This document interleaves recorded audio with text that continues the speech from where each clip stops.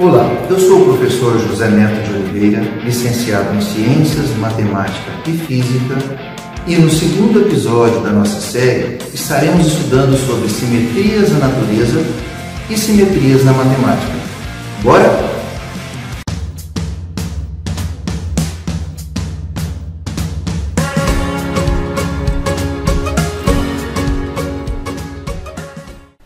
Desde os primórdios da civilização ocidental atual, na Grécia Antiga, associamos as noções de beleza e harmonia ao conceito de simetria. Se refletirmos a imagem frontal de uma pessoa pelo eixo central, obtemos quase a mesma figura. Muitas frutas também apresentam uma invariância quando giradas ao longo do seu eixo principal. Mas a carambola só preservará sua forma original se a rotação ao longo desse eixo principal for feita com múltiplos inteiros de 72 graus, pois ela possui uma simetria pentarradial.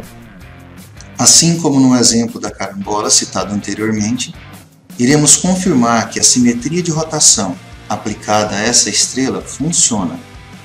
E por ser uma simetria pentarradial, eu preciso pegar os 360 graus, que seria uma volta completa, e dividir por 5, por ser pentarradial, encontrando 72 graus.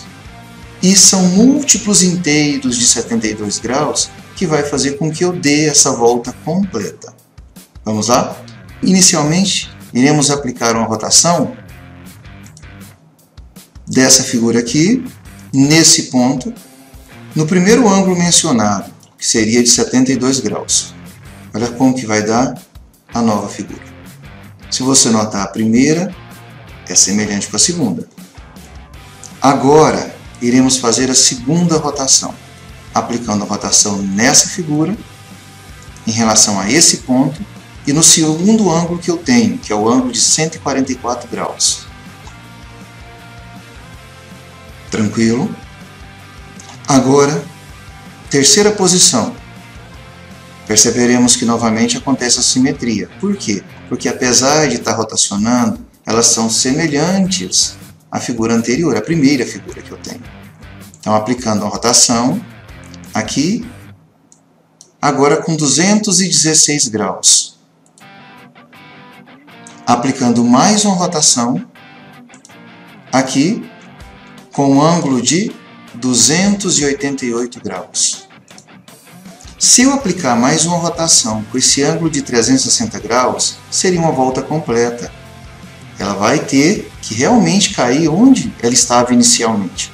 Posso até verificar aqui para a gente confirmar.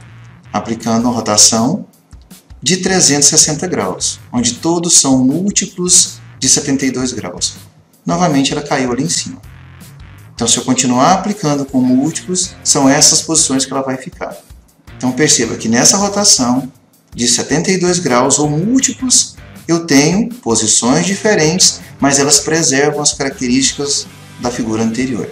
Tudo bem? A verdade é que desde as civilizações antigas, a geometria existente nas formas da natureza sempre despertou fascínios e curiosidades na busca de sua compreensão, levando o homem à procura de padrões que tentem identificar tal fenômeno. A simetria na natureza é um fenômeno único e fascinante. Suas características geométricas são percebidas nas mais diversas formas e em diferentes locais. A simetria na natureza geralmente está associada ao equilíbrio e proporção, ao padrão e regularidade, à harmonia e beleza, à ordem e perfeição. Algumas dessas formas possuem regras e princípios de organização que as tornam muito regulares e, consequentemente, causam um encantamento de seus espectadores, devido à sua beleza e simetria. Foi através da busca de uma explicação racional para o belo que os filósofos gregos descobriram a simetria e o equilíbrio. Platão foi o primeiro a ocupar-se de assuntos referentes ao que mais tarde seria conhecido como simetria. Para ele, o belo estaria relacionado à harmonia do conjunto, composto pelo agrupamento coerente das partes. A introdução da ideia de simetria veio mesmo com Aristóteles, que ampliara seu entendimento tanto em uma noção primitiva inicial do que seria o eixo de simetria, dizendo que os lados opostos de uma figura dividida por um eixo central são exatamente iguais, quanto no sentido de proporção e equilíbrio entre as partes. Aristóteles e Platão falam de um culto centrado em Pitágoras, que se desenvolveu por volta de 550 antes da era cristã, que via a matemática, especialmente os números, como a base de toda a criação. Esse culto acabou desenvolvendo ideias místicas sobre a harmonia do universo, ideias em parte baseadas na descoberta de que as notas harmônicas de um instrumento de corda estão relacionadas a padrões matemáticos simples. Se uma corda produz uma nota, então uma outra com a metade do seu comprimento irá produzir a nota 1/8 mais alta, sendo o mais harmônico de todos os intervalos. Eles estudaram diversos padrões numéricos, em especial os números poligonais, formados na organização de objetos com padrões poligonais, como números triangulares e números quadrados. Agora vamos entender a construção da sequência dos números triangulares.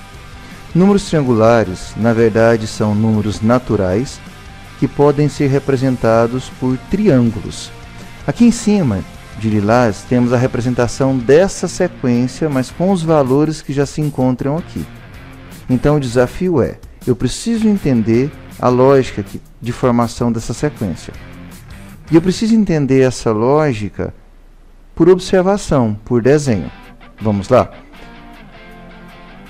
Vou colocar uma malha para ficar mais fácil para que a gente possa fazer essa representação em forma de desenho. Observe na primeira situação, nós temos uma bolinha só. Na segunda situação, essa uma bolinha foi mantida e acrescentei mais duas para formar um triângulo. Então o primeiro é 1, o segundo é como se fosse o primeiro mais 2, que deu 3. O terceiro ponto marcado aqui é 6. O que aconteceu? Eu repeti a anterior, que são os 3, e acrescentei mais 3. Então aqui aumentou mais 3. Lembrando, 1, repetiu, aumentou mais 2, repetiu, aumentou mais 3. Agora aqui vai repetir o anterior e aumentar 4. Ou seja, para encontrar o próximo dessa sequência, o que eu vou ter que fazer? Vamos lá começar? Eu vou colocar 1, 2, 3, 4. 1, 2, 3. 1, 2, 1. Ou seja, eu acabei de repetir o anterior, não é isso? Tá, essa repetição foi feita, mas eu vou aumentar quantos? Porque é uma sequência, tem uma lógica de formação. Eu vou aumentar para compor o meu triângulo. Ou seja, se aqui eu aumentei 4 do anterior, 6 mais 4 é 10, aqui eu vou ter que aumentar 5. E se você for fazer a conta aqui, 1, 2, 3, 4, 5, 6, 7, 8, 9, 10, 11, 12, 13, 14, 15. Ou seja, o número representado aqui vai ser 15. Então vamos colocar ele lá. Aqui nós teremos 15. Ok. Então está aqui. Está pequenininho, depois eu aumento. Então vocês conseguiriam me falar o próximo dessa sequência? Lembrando que aqui eu aumentei 2. Aqui eu aumentei 3. Aqui eu aumentei mais 4. Aqui mais 5. O próximo aumentar mais quanto? Mais 6. Ou seja, 15 mais 6, eu vou ter o próximo número aqui valendo 21. Então, se eu for compor essa sequência aqui, deixa eu aumentar aqui, o próximo número seria depois do 10. Lembrando que 1 para o 3 aumentou mais 2, depois mais 3, depois mais 4, depois mais 5, então 10 mais 5 é 15. Depois mais 6, 15 mais 6 é 21. A sequência nossa vai se formando. Ok? Então com isso, por meio da nossa observação, nós conseguimos montar a sequência desses números triangulares. 1, 3, 6, 10, 15, 21, 28, 36, 45 e assim por diante. Lembrando que, para que eu encontre o próximo termo, é o anterior aumentado de 2, 3, 4, sempre o anterior. Para ficar mais claro, o primeiro vale 1, o segundo é o anterior mais 2, o terceiro termo é o anterior que era 3 mais 3 e assim por diante. Ou você também pode fazer o desenho. Existe uma regra, uma fórmula matemática, uma equação que eu também posso colocar essa sequência que eu estou observando aqui em forma de equação, e a equação simplesmente é colocar a posição dele. Se eu quiser encontrar o primeiro termo, basta trocar aqui por 1. Ele vale 1. Então, substituindo aqui por 1, aqui por 1, resolvendo 1 mais 1 é 2 vezes 1, é 2 dividido por 2 dá 1. Tá, o primeiro termo vale 1. O segundo termo, troco o n por 2, então 2 mais 1 é 3, vezes 2 é 6, dividido por 2 é 3. Então, com essa fórmula, com essa equação aqui, você também consegue montar a sequência dos números triangulares. Então, vai do jeito que você achar mais tranquilo. E agora a gente vai entender qual é esse padrão que acontece nos números quadrados. Primeiro, números quadrados, na verdade, são números naturais que podem ser representados por um quadrado. Ou ainda, se a raiz quadrada desse número natural for um outro número natural, esse número é também chamado de número quadrado ou quadrado perfeito. Entendendo a construção dessas figuras aqui em forma de quadrado. Na primeira situação vale 1, porque nós só temos 1. O que aconteceu da primeira para a segunda? Do primeiro termo para o segundo termo?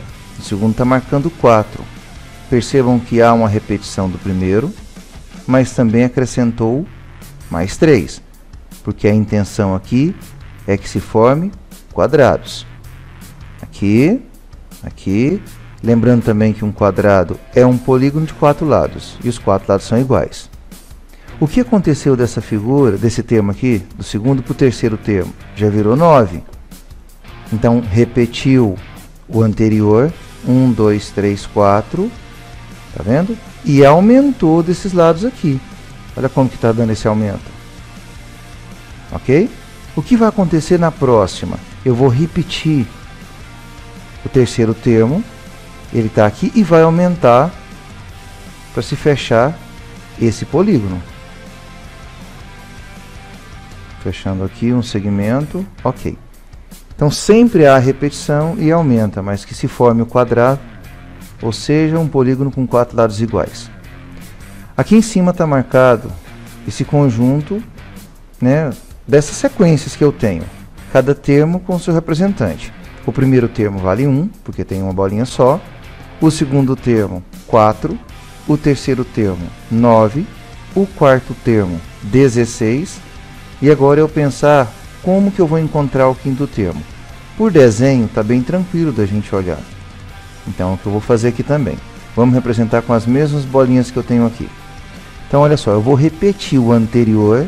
Então, 1, 2, 3, 4, 5, 6, 7, 8, 9, 10, 11, 12, 13, 14, 15, 16. Repetir o anterior. E vou aumentar para que eu forme um novo quadrado. São essas laterais. E agora, se você for notar aqui, na questão de segmento, vou unir. Perceba que o polígono formado é um quadrado. Eu vou tirar essa malha para a gente verificar. Percebeu que realmente é um quadrado? Eu queria saber o número que está representando aqui. Então, se a gente for contar essa quantidade que eu tenho aqui, eu vou contar quanto? 25. Vou colocar esse número aqui. 25. Por que 25? 1, 2, 3, 4, 5. 1, 2, 3, 4, 5. 5 vezes 5, 25. Então, basta contar eles. A sequência é 1, 4, 9, 16, 25, 36.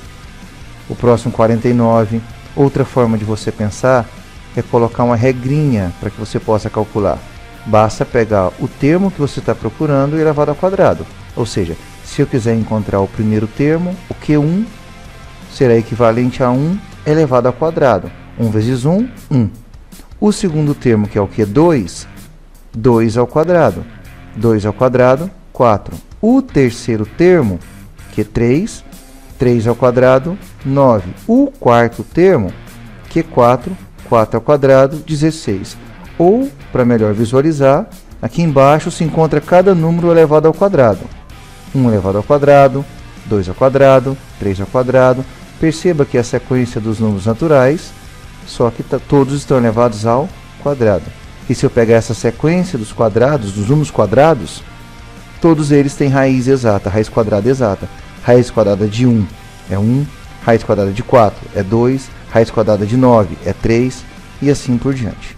Leonardo da Vinci, pintor italiano, que inspirado no trabalho do arquiteto romano Marcus Vitruvius Pollio, o Vitrúvio, produziu em 1490, durante o Renascimento, o seu desenho mais famoso, o Homem Vitruviano. Vitruvius, em seus estudos, definiu as proporções entre as diversas partes do corpo humano, conduzindo à ideia de que este corpo, com os braços e pernas estendidos, deveriam caber exatamente dentro de duas formas geométricas mais perfeitas, o círculo e o quadrado. O Homem Vitruviano é baseado numa famosa passagem do arquiteto romano Vitrúvio, na sua série de 10 livros, um tratado de arquitetura em que, no terceiro livro, ele descreve as proporções do corpo humano masculino. O Homem Vitruviano é considerado símbolo da simetria básica do corpo humano e para o universo como um todo.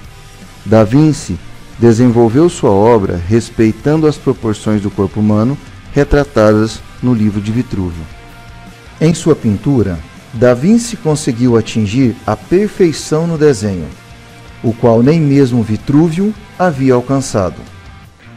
Este desenho ainda representa as medidas estéticas ligadas com a perfeição, representadas pela razão áurea, também conhecida como número de ouro, número áureo, secção áurea, proporção áurea, média áurea, proporção divina, regra de ouro ou até mesmo proporção de ouro.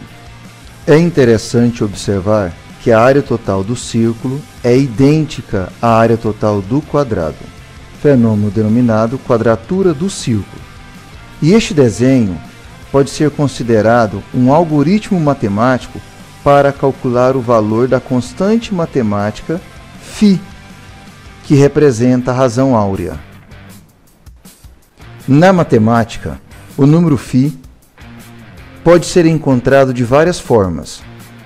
Uma dessas formas é por meio da sequência de Fibonacci. Nessa sequência, normalmente ela começa pelos elementos 0 e 1. E cada termo a ser encontrado a partir desses dois, ele representa a soma dos dois anteriores.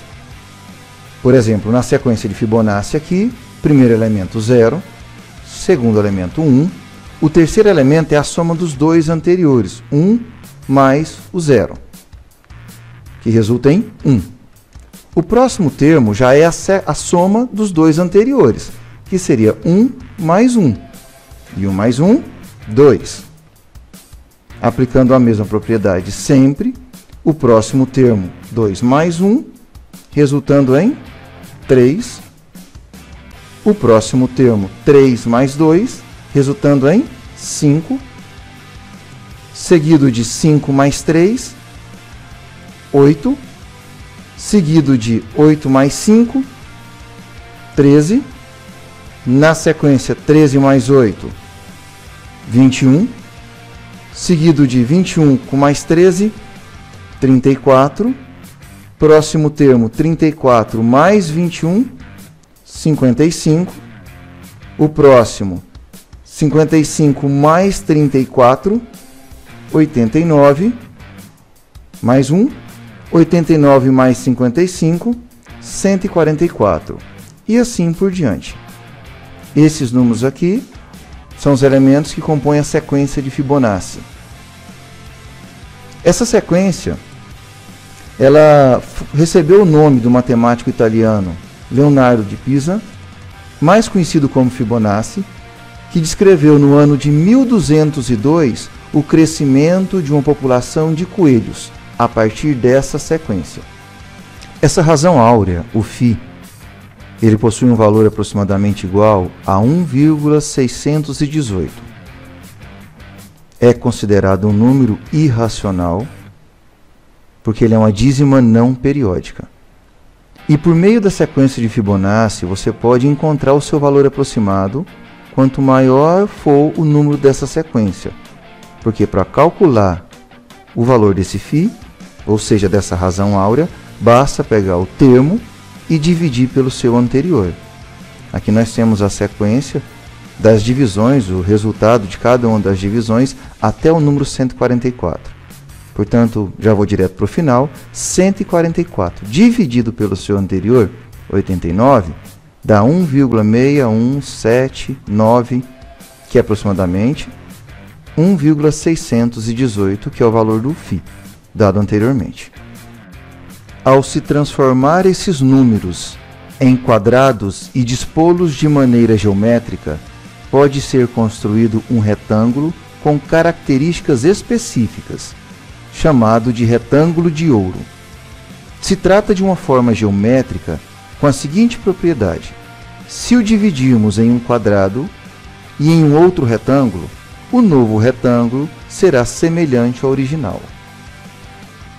A partir daí, se desenharmos um arco seguindo a sequência numérica dentro desse retângulo, é possível traçar uma espiral perfeita, a chamada espiral de Fibonacci. Essa espiral aparece em diversos casos da natureza ou da fisiologia humana. Vejamos alguns dos mais famosos. Quando olhamos para as sementes na flor do girassol, conseguimos perceber que ela forma uma espiral, tanto para um lado quanto para o outro. Ambos os sentidos têm a proporção da sequência de Fibonacci. Do corpo até a cabeça do caracol, é possível aplicar com perfeição a sequência de Fibonacci. O desenho das escamas da pinha também segue a mesma lógica. A babosa espiral tem uma espiral semelhante a uma mandala e folhas dispostas em uma simetria impressionante. A imagem da formação de um furacão também se aplica à sequência de Fibonacci. A imagem da concha Nautilus seccionada exprime com precisão a espiral. A arquitetura grega é marcada pelos templos de linhas retas totalmente simétricas. Um dos mais famosos é o Templo de Párthenon. A proporção áurea foi utilizada por vários artistas como Botticelli, Salvador Dalí e Leonardo da Vinci. Sobre o último, é possível observá-la em Mona Lisa, sua obra mais famosa. O objetivo dos artistas era alcançar a beleza e harmonia em suas obras. Em outubro de 1623, Galileu Galilei, que sempre afirmara ser a matemática a linguagem da natureza, publica em Roma um livro muito polêmico a favor da física matemática, intitulado Il Saggiatore, em italiano, ou O Ensaiador, em nossa língua, dizendo que o universo encontrava-se escrito numa linguagem da matemática, tendo como seus personagens os triângulos, círculos e outras figuras geométricas. A revista Planeta, em sua reportagem do dia 5 de maio de 2020, relata que o telescópio espacial Hubble, da NASA, fotografou uma galáxia incrivelmente simétrica, a NGC 3583, uma galáxia espiral barrada com dois braços que se lançam para o universo. a 98 milhões de anos-luz da Via Láctea. O nosso olhar busca simetrias, mesmo que na natureza elas não sejam perfeitas. Na verdade, a maior beleza nas simetrias da natureza está nessas pequenas imperfeições. Como vimos, na natureza podemos encontrar simetrias sob as mais diversas formas e em diferentes locais, sendo que os principais tipos são simetria esférica, simetria radial e suas variações, e simetria bilateral. A simetria esférica é aquela em que qualquer plano que passe pelo seu centro divide-a em metades simétricas. Frutas como as laranjas e alguns limões têm um formato muito próximo do esférico. É encontrada em animais que não apresentam um eixo corporal, mas sim um corpo em forma de esfera. Trata-se de um tipo de simetria considerada rara na natureza, mas encontrada em alguns protozoários. A simetria radial é a simetria onde um corpo ou objeto pode ser dividido em partes iguais, com N raios em volta do eixo central, preservando a sua forma original em rotações ao longo desse eixo. O valor do ângulo formado entre os raios e o centro é igual a 360 graus dividido pela quantidade de raios que eu tenho. A simetria radial será birradial quando possuir somente dois planos de simetria radial. Podemos identificar esse tipo de simetria na anêmona do mar e também na água viva. Já a simetria tetrarradial é aquela que possui exatamente 4 planos de simetria. Podemos encontrá-la ao se fazer um corte transversal em uma medusa, conhecida como água-viva, ou ainda em uma hidra.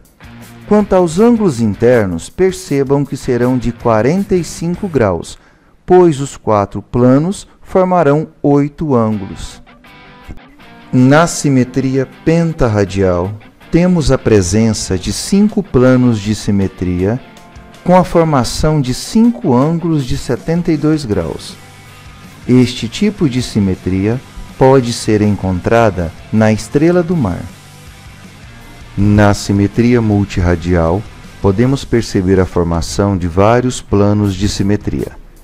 Essa simetria pode ser encontrada na estrela do mar de 9 pontas.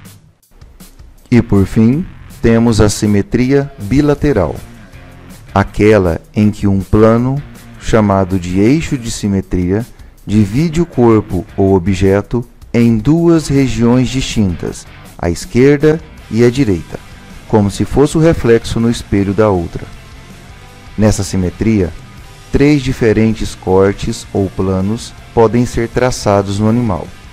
Corte longitudinal ou frontal, dividindo o corpo em ventral e dorsal. Corte sagital, dividindo o corpo em esquerdo e direito. E corte transversal, dividindo o corpo em anterior e posterior.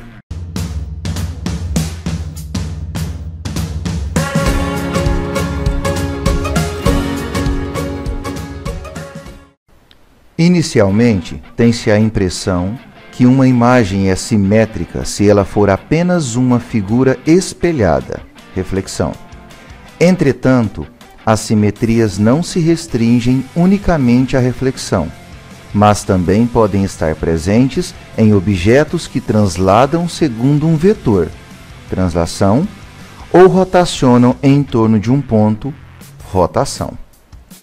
Embora a simetria, na maioria das vezes, é relacionada com as artes, seu conceito é centrado no estudo da geometria.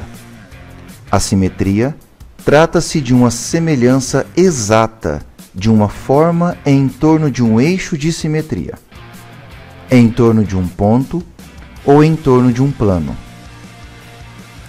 A simetria por reflexão ocorre quando um objeto ou imagem pode ser refletido em relação a um eixo linear, chamado de eixo de simetria, possibilitando se corresponder ponto a ponto com a imagem original. É o mesmo que acontece quando uma pessoa encontra-se em frente a um espelho plano. Sua imagem é simétrica a ele. A simetria por reflexão também ocorre quando um objeto ou imagem pode ser refletido em torno de um ponto, chamado de centro de simetria. A simetria de translação é uma transformação geométrica que move objetos ao longo de uma linha reta no espaço e em determinada direção e sentido, sem rotacioná-los ou alterar a sua orientação ou mesmo direções. Nessa simetria, todos os pontos de uma figura se deslocam na mesma direção, sentido e distância, e por esse motivo estão sempre associadas a um vetor conhecido como vetor de translação. Vejamos agora a simetria por rotação. Rotacionar um objeto significa girá-lo ao redor de um ponto, sendo que cada rotação tem um centro, um ângulo e ainda que a distância dos pontos ao centro de rotação será sempre constante. Uma rotação de centro O em um ângulo alfa é uma transformação cuja imagem de uma figura é obtida girando-se cada um de seus pontos segundo o arco de circunferência de centro O, correspondente ao ângulo alfa no sentido fixado.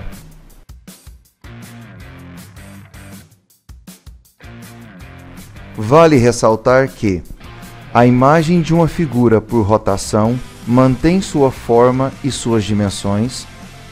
A rotação mantém invariantes os ângulos e os comprimentos das figuras geométricas, preservando outras grandezas derivadas destas, como a sua área, e o ponto O pode estar localizado fora da figura a ser girada, sobre o seu contorno ou no interior da mesma. Simetria por reflexão transladada, também conhecida como reflexão com deslizamento ou translação refletida num determinado eixo, na verdade, nada mais é do que uma composição de uma reflexão com uma translação, onde o eixo de reflexão e o vetor de translação possuem a mesma direção.